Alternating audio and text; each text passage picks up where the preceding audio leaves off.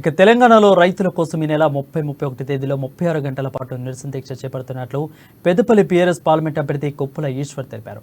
పెద్దపల్లి జిల్లాలో పంటలకు నిలిచే విధంగా తక్షణమే చర్యలు చేపట్టాలని, పంట నష్టపోయిన రైతులకు నష్టపరిహారాన్ని అందించాలని డిమాండ్ చేశారు.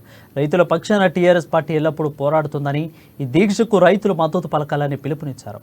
రైతులపై కాంగ్రెస్ ప్రభుత్వం కక్ష సాధింపుతో వ్యవహరిస్తుందని, తక్షణమే ప్రభుత్వం స్పందించి రైతులను ఆదుకోవాలని డిమాండ్ చేశారు.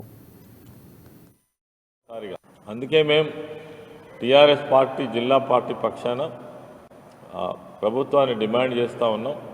తక్షణమే ఈ పంటలను నీళ్ళిచ్చి ఆదుకోవాలని, అదేవిధంగా ఎండిపోయినటువంటి పంటలకు తక్షణమే నష్టపరిహారం చెల్లించాలని, ఆ రైతులకు ఒక భరోసా ఇచ్చే విధంగా ప్రభుత్వం ఒక స్టేట్మెంట్ ఇవ్వాలని, చర్యలు తీసుకోవాలని డిమాండ్ చేస్తున్నాం.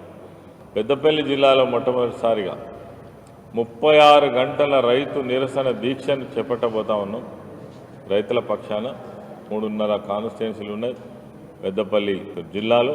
సాయంత్రం 5 నుంచి 8 గంటల లోపల ఈ 36 అవర్స్ దీక్షను మేము కొనసాగిస్తాం. ఈ ప్రభుత్వానికి వ్యతిరేకంగా నిరసన